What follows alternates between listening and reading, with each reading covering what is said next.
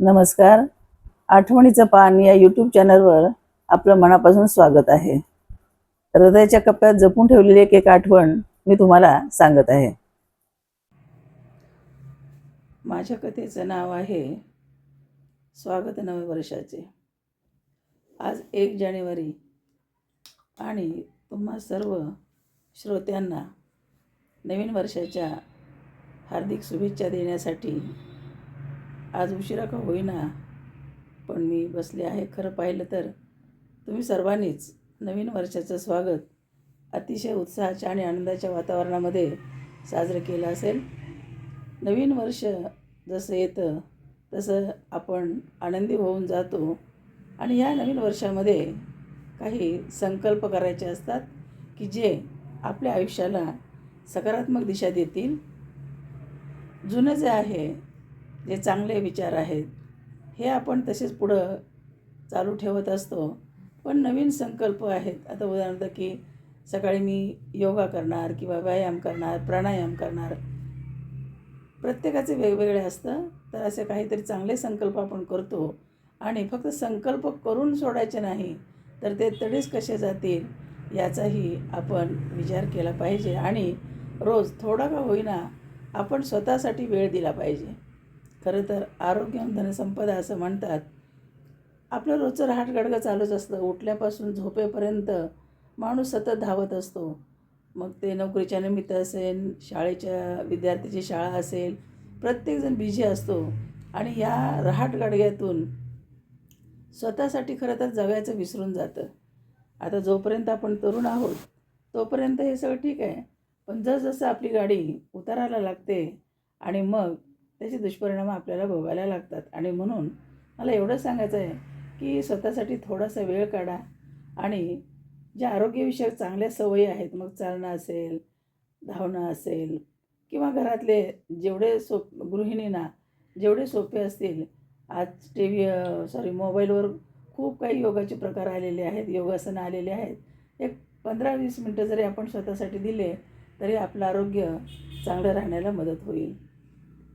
आता नवीन वर्ष सुरुवात झालं म्हणजे फक्त कॅलेंडरची पानं बदलली असं नाही. कॅलेंडरची पानं तर बदलतच असतात आणि आपल्या जीवनामध्ये फारसा त्याचा काही फरक पडलेला दिसत नाही आपल्याला.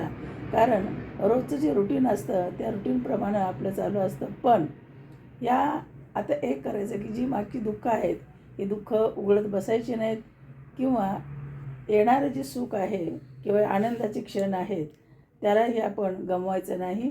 तर दुःख विसरून जायचं आणि आनंदाचं, सुखाचं स्वागत करायचं. आता मनुष्य प्राणी म्हटल्यानंतर सुखदुःख असल्याशिवाय जीवनाला खरं गंमतही नाही. दुःख आहे म्हणून सुखाला किंमत आहे, अश्रू आहेत म्हणून हसायला किंमत आहे.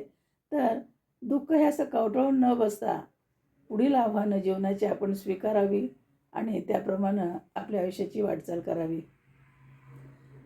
काल म्हणजे रात्र 12 वाजेपर्यंत आपण पाहिलं की सगळी तरुणाई रस्त्यावर उतरलेली. तरुणाईच कशाला, अक्षरशः म्हातारी माणसं, लहान मुलं सगळ्यांनी हा दिवस अतिशय आनंदाच्या आणि प्रसन्न वातावरणामध्ये एन्जॉय केलेले आहेत.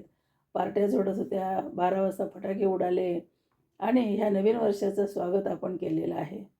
आता नवीन वर्ष जसं आपण एखादं घर सोडतो, एका घरातून दुसऱ्या घरात जेव्हा आपण संसार आपला हलवतो किंवा शिफ्ट होतो, त्यावेळेला आपण ते घर सोडत असताना खूप गलबलायला होतं.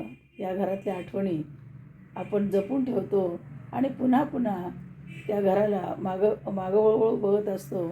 जाताना त्याला नमस्कार करत असतो.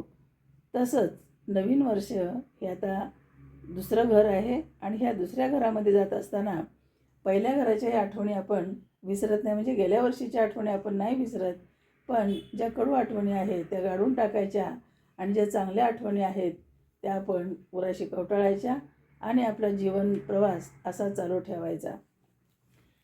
खरं तर नवीन वर्षामध्ये जी काही आव्हानं आहेत, आता जीवन इतकं फास्ट झालेलं आहे की म्हणजे आता उपदेशाचे ढोस तर मी देणार नाही तुम्हाला, पण एक तुम्ही श्रोते आहात माझे म्हणून तुमच्याशी जरा संवाद साधण्यासाठी मी आजचा हा व्हिडिओ बनवत आहे.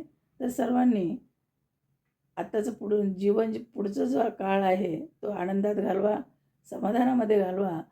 एक गोष्ट करायची, कष्टाला पर्याय नाही. कष्ट केल्याशिवाय काहीच मिळत नाही आपल्याला. म्हणून कष्टावर कधीही पाठमोरी व्हायचं नाही. मलाच किती कष्ट पडतं, मी एवढं करतो, कारण त्याच्याशिवाय मजा नाही. नुसतं गादीवर लोळत बसून जीवन जगणं, ह्याला जीवन नाही म्हणत. जीवनाचा खरा आनंद कशात असतो माहिती आहे? की जेव्हा माणूस कष्ट करतो आणि त्या कष्टाला फळ येतं, तेव्हा खऱ्या अर्थानं ते आपल्याला जीवनाची चव चाखता येते. आज शेतकरी आपण पाहतो की रात्रंदिवस शेतामध्ये राबत असतो. ऊन म्हणत नाही, वारा म्हणत नाही, पाऊस म्हणत नाही, थंडी म्हणत नाही, असं शेतामध्ये राबत असतो. आणि जेव्हा हे पीक फुलून येतं, म्हणजेच त्याच्या कष्टाला फळ येतं, तेव्हा त्याला पारावर राहत नाही आणि मग निसर्गसुद्धा त्याला भरभरून देत असतो. तसंच माणसाचं पण आहे. कष्टाला जरी पर्याय नसला तरीसुद्धा हे कष्ट करणं भाग आहे. कारण कष्ट म्हणजेच जीवन आहे. नुसतं खूप मोठी माणसं बघा, 24 तास ही माणसं कष्ट करत असतात. का शारीरिक, बौद्धिक. आता पुन्हा कष्टाच्या दोन, की शारीरिक कष्ट करणारी माणसं वेगळी आणि बौद्धिक कष्ट करणारी माणसं. आता जे गरीब आहेत, म्हणजे समजा बिगारी कामाचं असेल, खूप कष्टात जीवन असतं त्यांचं, पण तरीसुद्धा जगणं कुणी सोडलं नाही. आपल्या हातून दुसरी सांगायची गोष्ट म्हणजे की आपल्या हातून गेल्या वर्षी ज्या चुका झाल्या त्या पुन्हा यावर्षी होणार नाहीत, याची आपण काळजी घेऊया. गेल्या वर्षी जे जे काय वाईट घडलं ते पुन्हा आठवण्याचा प्रयत्न न करता नवीन आशा, नवीन उमेद घेऊन आपण या वर्षाला या वर्षाचं स्वागत करूया, या वर्षाला सामोरं जाऊया. तुमच्या जीवनामध्ये माणूस म्हटलं की सुख आणि दुःख हे ऊन सावलीसारखं येतच असतं, पण दुःखानं खचूनही जायचं नाही आणि आनंदाचा फार उन्मादही करायचा नाही. पूर्वीची माणसं म्हणायची पहा की खंडी खावी पण मांडीआड करून खावी. त्यामुळं पैशाचा योग्य वापर कसा होईल हे पाहावं आणि कष्ट करत राहा, आनंद देत राहा. जसं आपण आपल्या ओंजळीत फुलं घेऊन दुसऱ्याला दिली तर आपली ओंजळसुद्धा सुगंधित होते. तसं आपलं जीवन जगत असताना आपण जर दुसऱ्याला आनंद दिला तर आपल्याला सुद्धा आनंद मिळणार आहे. आपण दुसऱ्याला दुःख दिलं तर दुःखही आपल्याही वाट्याला येणार आहे. त्यामुळं समाजामध्ये वावरत असताना जितक्या चांगल्या पद्धतीनं वावरता येईल, हसतमुख राहता येईल हे पहा. आणि खरं जगण्याचं म्हणजे प्रसन्न माणूस कोण, प्रसन्न चेहरा असणारा, हसरा असणारा माणूस प्रत्येकाला आवडतो. असं सतत टेन्शनमध्ये असणारा, रुक्ष चेहरा करून बसलेला माणूस कोणालाही आवडत नाही. आणि म्हणून सतत हसत राहा. जसं गुलाबाचं फूल टवटवीत बघायला किती छान वाटतं, तसंच हसरी माणसं म्हणून कितीही दुःख असलं तरी ते पाठीशी टाकायचं आणि चेहऱ्यावर आनंद दाखवायचा. तुमच्या जीवनामध्ये खूप आनंद यावा, तुमची सगळी दुःख दूर व्हावीत आणि ज्या ज्या तुमच्या मनोकामना आहेत त्या सगळ्यांच्या पूर्ण व्हाव्यात अशी ईश्वरचरणी मी प्रार्थना करते. तुम्हाला दीर्घायुष्य लाभावं आणि इथून पुढचं आयुष्य, हे वर्ष तुम्हाला सुखाचं, समाधानाचं, आरोग्यदायी जावं अशी ईश्वरचरणी प्रार्थना करते. माझ्यावर तुम्ही जे माझे श्रोते आहेत, माझ्यावर भरभरून प्रेम करणारे, तर त्यांचा मी खूप आदर करते. तुम्ही आहात म्हणून, तुम्ही ऐकता म्हणून मलाही सांगावंसं वाटतं.